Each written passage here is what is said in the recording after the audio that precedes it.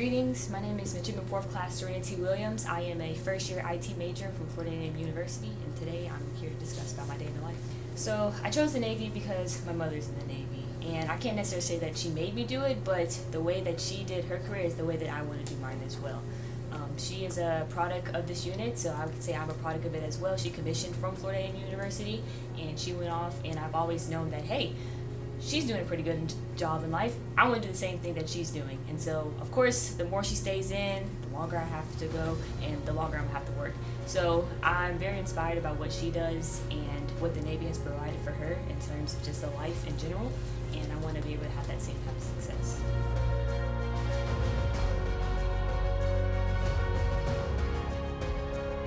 I would say the greatest benefit, a lot of people think it's discipline.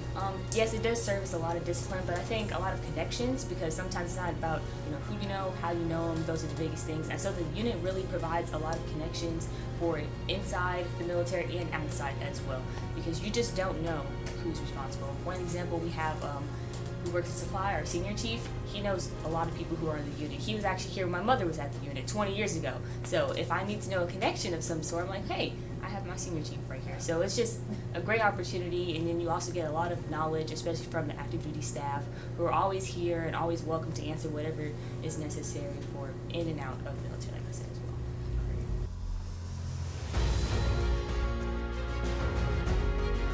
So being a student athlete is a one-of-a-kind opportunity that most people don't get in the first place. I can safely say I thought I was done after high school. I was going to retire from track at 18. It seems ridiculous, but that was my plan set in stone.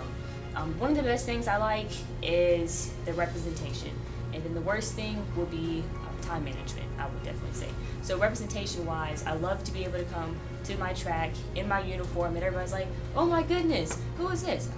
It's Serenity, she's back at it again. And I'm changing out my uniform, going into track, doing my work, and going right back into my military uniform, and I'm getting salutes all around the campus. And then on top of that, I get to go travel, so different places I get to see, different competitions, especially being in the Division I school. You get a lot of different schools that you never thought you'd race against. Some people who have like remarkable times when it comes to their marks, and you're just like, wow, I need to do that one day. The worst thing, well, like I said, definitely time management, just setting your priorities straight, because you have an extracurricular that's on top of whatever else you're doing academic-wise. Because the way I like to explain school, college is definitely different from any other K through 12. It's a lifestyle. It's not just about academics. It's everything else, because you're not just going home at the end of the day after 2, 3 o'clock. Maybe you had some sports, you have a job. No, this is a 24-hour basis type of commitment just in college in itself. So I would definitely say for a student athlete, just being on top of everything that you have to do, not just your athletics, is what makes it kind of hard.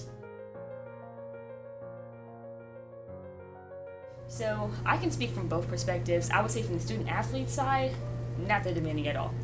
I get the running joke. They only see me like one time a week, quite honestly. But that's my favorite time of the week. On one Thursday, I get to come out here, and then another time for PRTs. So for the other midshipmen, from the things that I've heard of, it doesn't seem that demanding. Of course, you have your morning PTs, usually Monday, Wednesday, and Friday. Then you have your labs on Thursday. So waking up early, but I mean, hey, you got to get early, Hard work, easy money. That's the best way you got to go about it. And then also going into the military, you can't complain about being up early now if you are going into that type of work first.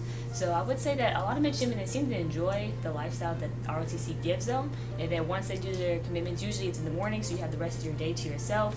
We try to do company events, unit events, things involved in the school as well, to keep the other midshipmen involved, which I think is very interesting. And then we also have some evening classes, like our XO, he hosts like aviation club and some other things of that nature, so you can still be involved. And then we also have study hours, so you actually can come to the unit, you can study, get other help from other midshipmen. So it's not just about hard demanding that they're demanding for you. There's other things that we do.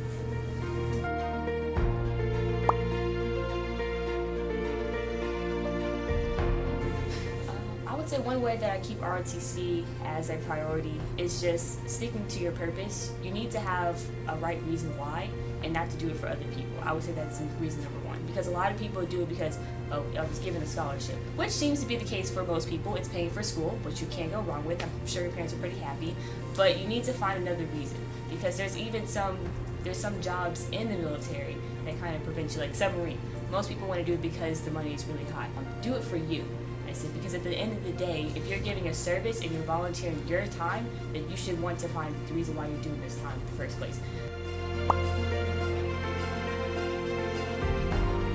So some advice I would give parents for their children joining the military, I would say is don't put it on you and don't put it on them either. So like I said, it's a voluntary service, meaning that if they chose to do so, don't force them or force it upon them, because that's not helping anybody else who is serving, and that you're supposed to be serving your country or your due diligence for it, and they don't necessarily want to do it. Because why would you want somebody who's supposed to be protecting you and they don't necessarily want to do it in the first place?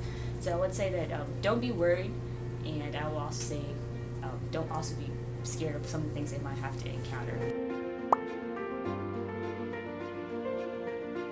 So some advice I would give parents about their children going to college. I would definitely say that they made the right choice. I would say, so don't persuade them any other way to say, oh, I need you to come home, or put any other additives, I would definitely say, about the reason why they're at school. There's a lot. Like I said, college becomes a lifestyle. It's not just academics at that point. So living here, trying to get adjusted to a new home, a new environment, a new working environment when it comes to academics, maybe other things they want to be involved with, don't pressure them onto, you have a life. I feel like college, those 4 years are very important because they're to shape you as an individual. And if you're putting your influences into your child, they're not going to be able to become an individual of their own. They're going to still be dependent on you in some type of way, which there's nothing wrong with, but it's time for them to learn and grow. So don't be worried about them leaving, in a sense. Yes, physically, but their presence, you can still stay in their presence and help guide them in the proper way, but don't persuade them to help influence you.